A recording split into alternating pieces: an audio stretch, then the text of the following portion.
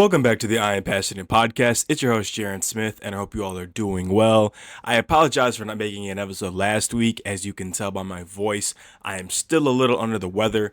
I'm about 98% back to how I normally am. I'm just still a little stuffed up, but I'm not going to let that stop me from, talking about kind of a few random things before diving into the meat and potatoes of this episode. The few random things, essentially when, I started feeling a little sick, it was the morning of the night 2 of the J. Cole concert, which the J. Cole concert, amazing. It was also my first time taking, a train up to Chicago and everything. I had been on a train before, but never gone on a train to get to Chicago. But no, that concert was awesome. I loved it. If I had to say my favorite song that he performed, I probably would say GOMD or Bombs in the Ville / Hit the Gas. Just like songs that he performed, which he performed like a lot of his hits and everything. He performed a lot off of his newer album. He also teased the crap out of the crowd. Like, oh my god. But my favorite all-time J. Cole song is Sideline Story, which I kind of knew he wasn't going to perform that. Even on the album that Sideline Story is on, there are more popular songs, that, are worth performing, which some of them he ended up performing, which I knew he wasn't going to sing Sideline Story, but that's beside the point. Another thing to talk about is, before today's episode, I was watching, game 3 of the series between the Cubs and Sox, and the Sox did get the win. They avoided the series sweep. And I just want to say that, the Cubs versus Sox series this, week, it's been cinema. The Cubs having, two, walk-offs, in I think they were both in the 10th. I could be wrong. Please correct me in the comments down below. But regardless, they had two walk-offs, and then today, I kind of was thinking to myself, I'm like, are the Cubs gonna get a run in the bottom of the ninth to make this more interesting? But the Cubs, they just could not really get anything going, hitting. They showed a stat out of all the Cubs starters, only one really had a decent day. But hey, both of the teams are doing well, this season. Hopefully they can keep it up. And the only other thing I want to say about J. Cole, and then talking about the Cubs again a little bit. J. Cole, it was my second time seeing J. Cole. I saw him at Lollapalooza in 2022, where he was a headliner. And also, the other favorite song of mine that he performed is Love Yours. I feel like that's probably a common guy answer who are J. Cole fans, but, Love Yours is just an amazing song. But Love Yours, at Lollapalooza and, during the Fall Off tour, both amazing. I feel like, seeing him perform that again, especially this year, all things considered, very healing for my heart. And with, the Cubs versus Sox, I really did want to try to go to one of these games. I really, really did. Specifically, because I had been to a Sox game, so I'm like, I want to go to, a game, a Cubs game, at the Cubs Stadium. But I think for me, even though that trying to work it out to go with other people, and then 'cause, I considered do I want to try to go alone? I'm like, me going to Wrigleyville by myself on a night game would have been kind of tough. So if I had gone to a game, it would have had to been today's game. But that's beside the point. I definitely would try to go next year to a Cubs and Sox game. So basically the Crosstown Classic. Um, if anything, my goal would be to maybe try to go to at least two, go to another Sox home game, and go to, at least one Cubs game, preferably, Cubs and Sox. If anything, maybe going to the Crosstown Classic at the Sox Stadium would be preferred. And then, at Wrigley Field, I don't really care who, any game I could just go to. But enough about that. Today's episode, I'm going to be kind of recapping a couple things from week 1 of the NFL preseason, and then talking about week 2. And yeah, we're just going to go right into it. So the 5 things I have, they're not really in an order of importance. They're just kind of just things I kind of took away from all of the games. The first thing I want to talk about, the Hall of Fame game, between the Cardinals and the Panthers, might have been the best preseason game I've ever seen. Those are the key words. Preseason game. That first quarter of that game, it was pretty normal, nothing crazy. But then the second quarter, the Panthers, the Cardinals, they just kept going up and down the field. Carson Beck had an amazing, showing. Haynes King, I believe that's his name. He went to Georgia Tech. I just know he's the Georgia Tech quarterback, undrafted. He put on an amazing showing, and I'm sure there has been, but I don't think I've watched, a preseason game where it truly went down to the last play and, have like a game winning touchdown or field goal, for lack of better words. Because I'm sure most people are probably similar to myself, where like, you'll watch, like, let's just say if you're a Bears fan, you're going to watch, the Bears play. You're going to watch maybe like a few of the Bears rookies, kind of just maybe see the starters for, the quarter that they play, if they play a quarter, and then like maybe you probably just turn the game off and you do something else. That game, I found myself, I was watching the entire thing. I will admit there were other preseason games where like I was watching, I'm like, not as interested in this one. Like I kind of was doing like other things, but that game, it was an amazing game from all things considered. I think, I kind of hope to see more, amazing games, not just in the preseason, but in the regular season. Number two, the team that you all probably want me to talk about the most are the Baltimore Ravens. And I'm not going to overreact too much because it's a preseason game. It'd been different if this was a regular season game and, going up against Jalen Hurts, Saquon Barkley, so on and so forth. But, I mean, from just the game itself, it's being Jesse Minter's, first, head coaching game of his career. I think the defense looked really, really good just because, the Ravens defense has kind of been a weak point over the last couple of years. And I think, people were flying to the ball. Jacoby Lane, he looked really, really good. And that other quarterback, I can't remember his name. I remember he wore number 12. His last name started with the letter F. He went to UConn. I think his first name was Joe. I'm just gonna call him the UConn quarterback. Um, but he also looked really, really good too, which I don't know how many quarterbacks the Ravens are going to, have, come regular season. But I think if, the dude from UConn continues to play well in the preseason, I think he's at least worth, having him dressed, having him on the sideline. I think it's at least worth it. Just because, I mean, like, hey, it couldn't hurt. And like, if you, need to make up roster room, later in the season, then that's like a different story. But at the very least, the kid from UConn, if he continues to have a great preseason, there might be a spot for him. Even if it's not on the Ravens, it might just be around the league, personally. Um, Three, I'm interested in seeing how the Browns will look this season, specifically the quarterback room.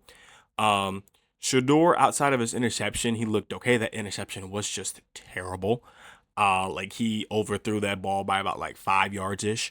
Dylan Gabriel, he also did not really look good. And I would you have to let me know down below if like what your thoughts are on like the Browns quarterback room. I think, depending on how, the rest of the preseason goes, I think it's more so Deshaun Watson's position to lose. Dylan Gabriel, he might get cut. I don't know. Like if they keep all three, they keep all three, but I'll probably have fans saying what was the point of drafting Shador and Dylan Gabriel last year, but hey, it is what it is. And talking about the Steelers, Drew Aller, he had a great game. I believe he had a perfect quarterback rating against the Packers. He, kind of was, doing everything that, you probably want to see in a young quarterback. He was taking shots down the field. I believe he had like 150 yards passing. Yeah, he just had a great game overall. I'm not sure if the Steelers are going to keep four quarterbacks on the roster, in which also I'm getting ahead a little bit, but for this week's preseason games, it was announced that Will Howard will start and Drew Aller will be, the next quarterback. Quarterbacks, Mason Rudolph and of course Aaron Rodgers, they're not going to play. But I'm not sure if they're going to keep four quarterbacks on their roster. That's a very interesting ask. I think the most believable thing is if they really believe in one of the young quarterbacks, if the odd one out of the room is Mason Rudolph. But you'll have to let me know what you think about that as well. And then lastly, Fernando Mendoza, the Raiders rookie quarterback, also the first round pick out of Indiana. Overall, considering the game he had, I think he played well. He looked like a rookie, but he also made, he looked comfortable. He looked, poised. I think, with time, he's just going to continue to get more comfortable, in the offense at the NFL level. And I think he'll just, continue to grow. I think eventually, I think depending how much Kirk Cousins plays in this week's preseason games and the following, kind of like Deshaun Watson, I think it's Kirk Cousins' job to lose as long as Kirk Cousins continues to play well. But once, like, if Kirk Cousins gets, the starting job for week one, I think, he's going to have a very, very thin leash and, fans are going to want, Fernando Mendoza. Like if the Raiders start 0-5, they're probably just gonna say like, let's just throw Fernando Mendoza in. Or to be honest, what I think would be smart if you let Kirk Cousins play the whole season as long as he stays healthy, and let's just say by week 14 they're out of playoff contention. I would just let Fernando Mendoza play from the point you're out of playoff contention till the end of the season, because like Kirk Cousins is pretty much a bridge quarterback at this point. Like you hope Fernando Mendoza learns a lot from Kirk Cousins. Just Kirk Cousins, unfortunately, he just it's like when his first year in Atlanta, it's like he started off like really, really strong, then just like I don't know what happened after that personally. But hey, it is what it is. It is what it is. Let me know your thoughts down below on say who's maybe the biggest winner from week one, whether it's a team, a specific player, or who you think the biggest loser is. And also, let me know down below about your fantasy football leagues, like who, like if you've already drafted, or maybe who you're thinking is going to go with the first pick. What I've mostly seen on Twitter, the popular two for like the first overall pick is between Bijan Robinson and Jameer Gibbs. Uh, I think both are going to get a lot of touches. They're gonna, probably be some of the top running backs, not even just in fantasy football, but just this season. But um, if I have the first round pick in my league, which also to like everyone I'm supposed to be in the league with, I'm sorry, they're weird. I'm just gonna leave it at that. I'm not even gonna say the name of the app. You all know the app we're gonna be doing. But anyways, if I had to pick, even though I think Jameer Gibbs is the better running back, I probably would go with Bijan Robinson just because I think, with the Lions are a team that, you've got to watch out for Amon Ra, you got to watch out for Jameson Williams. And I think that, the running back room, David Montgomery is no longer on the Lions, even though that, yes, the Lions did sign Isaiah Pacheco. And I think that, Jameer Gibbs, he's probably going to get like most of the action. And I can foresee like maybe Isaiah Pacheco checking in on like 3rd and 1, 4th and 1, like those type of situations. But I think in the red zone, Jameer Gibbs is probably gonna get most of those touches. And I think, other teams like I think the Falcons, they're going to have to rely on, Bijan Robinson. And I just think the Falcons, like, yes, they have, weapons on that offense. But I think with that quarterback room specifically, it's, looking up in the air, whether it's Tua, whether Michael Penix, or, I think the undrafted rookie quarterback's name is Jack Strand, which I think it's funny. I remembered his name, but I can't remember the other person's name. I just remembered because his name was just sounded basic, easy to remember, but that's beside the point. Um, I think they're gonna have to rely on the run game a lot if they want to be competitive, let alone win their division. That's my hot take. But let me know what your thoughts are on fantasy football this year. Let me know how many leagues you're gonna be joining. At the moment, as far as I know, I'll just be only joining my original two. Probably not gonna join, any others. And yeah, that's that really. We're gonna, kind of just talk about week two. And so I'm not gonna talk, about, talking points for each individual game. Like I'm not gonna have three things to say about this team and that team. Essentially, what I kind of just did was, I have, like my notes, in front of me. I have each of the matchups, and I'm just gonna kind of just say like either my biggest thoughts or questions. The exceptions being the Ravens and the Bears. Well, I'll probably talk a little bit more about them. But the Raiders versus Texans, my biggest thing is how long will Mendoza play in this game? The same goes for how long will Kirk Cousins play. Um, I'm just saying that just because I don't. I'd have to go back and double check if the Texans starters played in the preseason. If anything, I imagine probably some of their bigger names probably did not. So like, I imagine Fernando Mendoza, if like when he plays, he's probably going to be going up against most of the Texans twos. Maybe have those starting guys who maybe they're like fringe starters. By that I mean like, yeah, like they're definitely good players. Just they might not, be a starter. Like they're just fighting for a starting job, or like maybe just fighting to, get on the field a little bit more. The 49ers versus Chargers. Honestly, for the moment for the 49ers, I'm just literally just be thinking about their stadium with all the injuries that they've been dealing with. I'm just curious about, hey, will the players who play in this game get out this game healthy? That's my biggest thing. For the Jets versus Steelers, to my earlier point about Will Howard and Drew Aller. Since we know it's going to be those two, the question is more so, how long will we see Will Howard? Like, will he get the first half, and will Drew Aller get the second half? That's my, my concern, and my other concern is I wonder if Mason Rudolph at the very least will be dressed and just won't play, like have like a earpiece on, just coaching up the young guys and everything because I believe it was the Cardinals. I forgot who it was. It might actually no, it was Deshaun Watson. Where when they were playing against the Bears, I think he got hit on the hand, but he ended up staying in that game. And like with the younger quarterbacks, you don't want them to get too banged up because it's like you don't want because like you still want to see what you have. You still want to see what your investment is on them. And the other thing, which I kind of talked about earlier with like the four quarterbacks, keeping the four might be kind of crazy, but at least with, either Will Howard or Drew Aller, which I don't think they're going to trade Drew Aller. So I think Will Howard might be the odd one out. You might be able to get a decent draft pick for one of them, like with one of the quarterback needy teams. But hey, that's that really. Moving on to the Panthers versus Jags.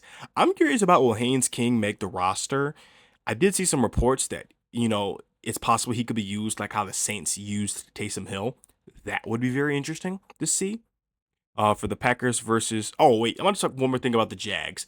The Jags traded for the Giants slash former Ravens offensive lineman Daniel Falele. And I just want to say that Daniel Falele, this dude is like, he's like 6'8", 350 pounds. I'm just guessing on that mark. The dude is like a giant of a human being. I think he's too slow. Like, with, defensive linemen, edge rushers, them being as fast as they are, I think it's just crazy that, like, he just gets beat as easily. Like, I don't know if you guys have seen I mostly seen it on Twitter that, like, literally in the Giants preseason game where Daniel Falele literally got beat maybe about half a second after the snap. And it's just like, dude, you are like, you were too big to be losing. Like, I understand the Jaguars need some offensive linemen, so it's very likely that he makes the Jaguars and he doesn't get cut. But it's just like, dang man, like you are too big. And I know Ravens fans, he's public enemy number one in Baltimore, which like I do get it. But like man, I had to bring that up. I had to. But anyways, Packers versus Broncos. Last week the Packers starters played, I think, for about a quarter, give or take, a little less depending on the starter. I'm just curious on how like long they'll play again this week. For the Commanders versus Lions, will we see Jaden Daniels? Marcus Mariota ended up, getting banged up. I think he sprained his MCL. He hurt his knee. Um, they have four total quarterbacks on the roster. One of them, Sam Hartman, who I imagine will probably be starting the game if Jaden Daniels does not play. But I highly doubt Jaden Daniels is going to play. If he plays, it's maybe just like a series or two just to, kind of get some rhythm in and everything. But I don't think, you know, I'm just kind of curious on how, they're going to manage that because depending how bad, Marcus Mariota's injury is, Sam Hartman might be the backup now. So that's just one thing to consider. The next, teams to talk about is the Falcons versus Colts. I don't know who has the more interesting quarterback room, whether it's the Falcons or the Browns. Uh, will Tua be the starter? Will it be Penix eventually? Or will it be that undrafted quarterback that I was talking about? I don't know. The Colts, they also just signed Keenan Allen to a 1 year, like $8 million deal. Which, in my group chat, one of my friends, like my friend Kevin, was talking about how, like, didn't even know he was a free agent.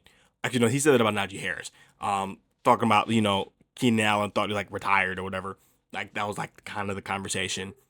But yeah, I kind of wonder, even though I think Keenan Allen's still a good wide receiver, I'm just wondering how much longer will he be in the league. I do think he's somebody who probably has the stats to be in the Hall of Fame. Am I saying he's a Hall of Famer? Yes and no. I'm saying that if he got in the Hall of Fame, I would not be surprised. Am I saying do I think he's somebody who'd get in right away? I don't think he would. Like, I think I don't I don't know. I think the Hall of Fame topic in sports is just a very interesting conversation where like some people are just like definitive, like yeah, and some people are like, yeah, they should be Hall of Famers, but they might have to wait. So I wouldn't be surprised if he's one of those people who have to wait, unfortunately. Um, next Bills versus Browns. I think if Shador and Dylan Gabriel, if they don't play well in this game, I can foresee a quote, Deshaun Watson announced his week one starter against so and so, type of post on social media like after the game. I can just see that. And like I think for, the two young quarterbacks for them to make it, more of a debate or make it, like closer, like or just a tough decision, they have to play well. Like they have to, go through their progressions, they have to make their throws, they just have to play well. And the thing is, even if they play well, do I think that they're going to get the starting job? No. But I could at least see if them playing well, they might at least be able to keep their spot on the roster. And I think between Shador and Dylan Gabriel, who is more likely to get cut, I think it might be Dylan Gabriel personally. I think Dylan Gabriel's stats, they might look better exactly. But the thing is, Dylan Gabriel last season, he didn't have too many throws that were like deep throws. If anything, a lot of his throws were safe. While Dylan, not Dylan, well, Shador, he stretched the ball, pushed the ball down the field. So, like, yeah, his numbers don't look as good, but I think, Shador has, the better upside. That's my opinion. Ravens versus Vikings. I'm curious as to how long will Kyler Murray play. He already locked up the Vikings starting quarterback job, which I imagine a lot of people thought he would do. For the Ravens, I'm just curious about how both sides of the ball will play because of, the Vikings offensive and defensive scheme. Now, like for the Ravens, when they're on offense, Brian Flores, the Vikings defensive coordinator, he is a great coordinator. He fools veterans. He fools a lot of people. And like I will admit, he definitely makes a young quarterback's life a lot tougher. So I'm interested to see how I think Tyler Huntley at least will be okay. I don't think Tyler Huntley's going to go out there and throw like 5 salami sandwiches. The younger quarterbacks, I think I'd be more interested in seeing how they play. And, also I'm interested in seeing like the offensive line, seeing how the offensive line handles like, you know, is this linebacker blitzing? Are they not? Like the different blitzes, the different stunts, things in that nature. And then, on the defensive side of the ball, if Kyler Murray does play, I'm interested in seeing, how they contain Kyler Murray, just kind of have him throw, even though that, yes, Kyler Murray can throw the ball, he can scramble, he can do a lot. Just kind of interested in seeing how they, kind of limit Kyler Murray in the reps Kyler Murray does get. Giants versus Dolphins. Will Jackson Dart avoid the medical tent? I think, in his, time playing Jackson Dart, he's just taking a lot of hits. So, like, which you don't want to see that. And yeah, that's just my biggest question for the game. Saints versus Rams. Well, Ty Simpson, the Rams quarterback, have another great game. I think he was like 21 for 25. I think he had about 20 yards and he threw for 2 touchdowns in the preseason game against the Chiefs. Had a good game. Bears versus Bengals. The Bears are kind of getting beat up. Kobe Bryant's out for a while. Manungai's hurt. I mostly just want to see the Bears stay healthy. And for the Bengals, will they protect Joe Burrow? Because last week when they played the Lions played backups and they were getting a lot of pressure on Joe Burrow. And I feel like if in this game, if Joe Burrow, if he even plays, if he's getting hit a lot, that's just recipe for disaster. Eagles versus Pats. The media is probably going to hype up this game just because of AJ Brown. And, in practice, I've seen some clips online already of AJ Brown participating in drills. I'd be surprised if AJ Brown even plays, but if he does, I imagine it's for like one series, maybe two. I'm just curious about that. Chiefs versus Bucks. For this, I'm more interested about like the Baker Mayfield contract situation, which I imagine is a situation that, they have the chance to do it, could not come to an agreement, and, probably just going to play the season out. But come next season, if Baker Mayfield has a crazy good season, let's just say he is, top 5 in passing yards, passing touchdowns, has a great quarterback rating, doesn't throw, doesn't have too many turnovers. The Bucks might have to pay more money to keep him. They might have to. So it might be one of those situations where like both sides could regret it depending on the season. But I think Baker Mayfield has, been in the league long enough to that like I think him betting on himself, even though that's not exactly the case, but I think he'll, go out and have a great season. For Cowboys versus Cardinals, honestly, I just want to see Carson Beck play. I just kind of want to see him get to see if he can lock up the QB number 2 spot. For the Cowboys, Joe Milton, which like I saw a tweet and it was like, do you notice the difference between Joe Milton's like playing?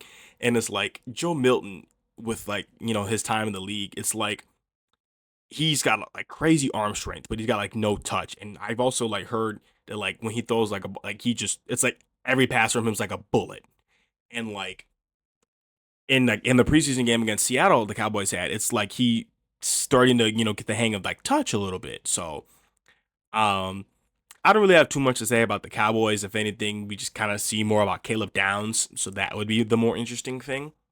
Um, and then really the last, two teams to talk about, Seattle, which they just signed, former Cowboys DB Trayvon Diggs. They have, already trying to sign Terrion Arnold, the former Lions, DB, who he's currently, even if he actually, gets signed, which if he is currently signed, I do know that he cannot practice or play in games, but he can join team meetings. And I'm just curious about, with everything that happened with Sharon Arnold, how many games will he miss? Like, let's just say, he gets signed and everything. Let's say he misses 10 games. That would mean he gets to play this season. Or will he miss like a year? Then it's like, there's no point to signing him right now unless you just want to like lock him up for future years because he is still pretty young. But that his whole situation, that whole story was just insane. And then for the Titans, I'm just curious about how long the Titan starters will play. They still have a young enough team that I think Cam Ward, should play, some decent minutes. I'm not saying he needs to play the whole first half. I'm just saying like maybe play like half the first quarter and then just kind of, let things go from there and, kind of see what they have, kind of keep things going. But, with what I saw from, the Titans as a whole, in their game against the 49ers, it just kind of seems like the culture might be kind of coming back to Tennessee personally. That's just my hot take. But leave me some comments down below and your thoughts on week one of, the preseason. Let me know what you're thinking about your team so far with what they've shown in the preseason. And I will be back in the future with another episode. And I just want to thank you all for watching. Don't forget to leave a like, comment, and subscribe. And I'll see you all next time.